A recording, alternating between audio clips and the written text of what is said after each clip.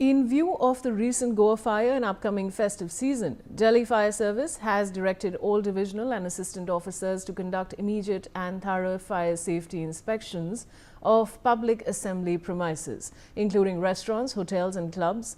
This measure aims to ensure safety during Christmas and New Year celebrations.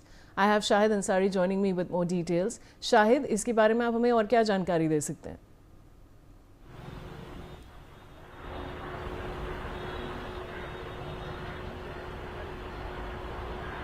Shahid, सुन पा रहे हैं आप मुझे?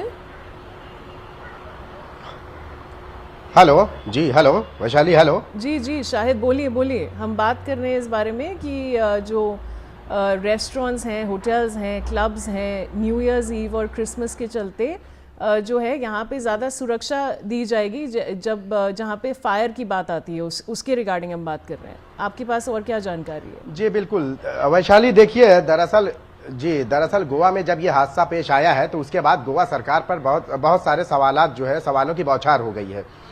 जिस तरह से इस क्लब में 25 लोगों की मौत हुई है और वजह क्या रही है आपको पता होगा कि आग लगने से कहीं ज्यादा जो 25 लोगों की मौत हुई है उनमें से दम घुटने की वजह से इन लोगों की मौत हुई है। क्योंकि वजह यह थी कि जो लोग, जब आग लगी तो बहुत सारे लोग जो थे वहां से निकलने की कोशिश की है, लेकिन हैरानी इस बात की है कि किचन के रास्ते में या कोई एग्जिट डोर ही नहीं था, जिसकी वजह से ये सारे लोग मौत के मुंह में चले गए। अब जब ये सारी चीज हुई तो जाहिर सी बात है कि गोवा सरकार पर विपक्ष ने सीधे सीधे निशाना साधा और कहा है कि गोवा के मुख्यमंत्री को सीधे इस्तीफा दे देना चाहिए क्योंकि वो नाकाम रहे।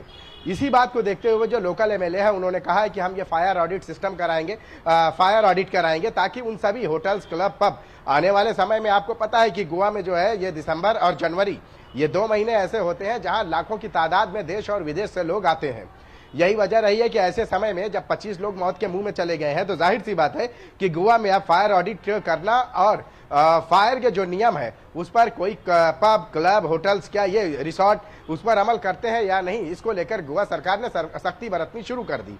इसको लेकर भी जो है एक मीटिंग हुई और मीटिंग में भी जो है ये फैसला लिया गया कि जितने भी गोवा में अब तक आपको मैं बताऊं कि गोवा में 50 से 60% ऐसे रेस्टोरेंट, ऐसे क्लब, ऐसे पब थे जहां पे फायर के नियमों की सीधे सीधे धज्जियां उड़ाई जाती थी, या ये कहें कि फायर के जो नियम है और सेफ्टी के जो उसूल है उनको जो है ताक पर रखकर ये सारे कारोबार धड़ल्ले से किए जा रहे थे। लेकिन जब 25 लोगों की मौत यहाँ हुई तो उसके बाद सरकार ने सख्ती बरती और कहा है कि गोवा में आने वाले जो क्रिसमस में जो है जो लोगों की भीड़ इतनी ज्यादा होगी तो उसको देखकर पहले से ही फायर के जो नियम है या सेफ्टी के जो नियम है उन पर 100% अमल करना होगा। अगर कोई भी होटल, रेस्टोरेंट, क्लब, पब या रिसोर्ट अगर उस पर अमल नहीं करता तो उसको कानूनी कार्रवाइयों का सामना करना पड़ेगा।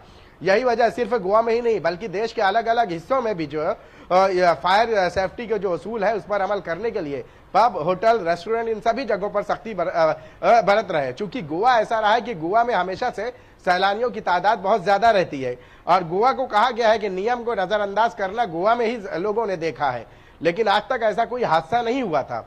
अब जब ये 25 लोगों की मौत हो गई है तो इस मौत के बाद जाहिर सी बात है कि सत्ताधारी पक्ष को विपक्ष पूरी तरह से घेरने की कोशिश कर रहा है। आपको याद होगा वैशाली कि इस पूरे मामले में 4 सरकारी अफसरों को भी जो है सस्पेंड किया गया है। अब तक इस मामले में 6 लोगों को गिरफ्तार किया गया है। संभव है कि जिन सरकारी अफसरों को सस्पेंड किया गया है वो भी कानूनी कार्रवाइयों का सामना करें और हो सकता है कि उनकी भी गिरफ्तारी हो जाए। अब इस पूरे मामले में मुख्य आरोपी जो लुथरा बंधु है, सौरभ और गौरव, उनको भी जो है लाने की कवायद तेज हो गई है। उन्हें डिटेंशन सेंटर में, फुकेट के डिटेंशन सेंटर में बिठाया गया है। जल्द ही प्रत्यार्पण की जो प्रक्रिया है वो पूरी की जाएगी, उसके बाद उन्हें हैंडओवर किया जाएगा भारत को, ताकि उनके खिलाफ जो कानूनी कार्रवाई है वो पूरी की जाए। जबकि आज दिल्ली की कोर्ट में, सेशन कोर्ट में भी जो है उनके एबीए, एंटीसिपेटरी बेल को लेकर भी जो है एप्लीकेशन दी गई है।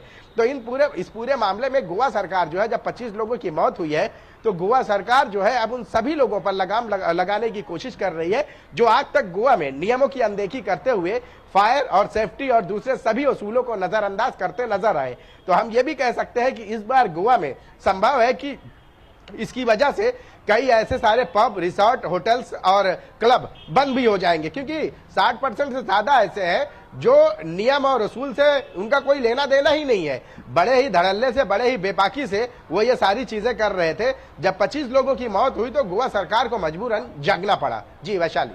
जी शायद जैसे आप कह रहे हैं कि गोवा का असर अब दिल्ली में भी देखा जाएगा कि यहाँ पे भी फायर सेफ्टी बहुत महत्वपूर्ण हो गई है। शुक्रिया जुड़ने के लिए मेरे साथ। And now moving on, Chief Economic Advisor V. Anantha Nageshwaran has said that India and the US have ironed out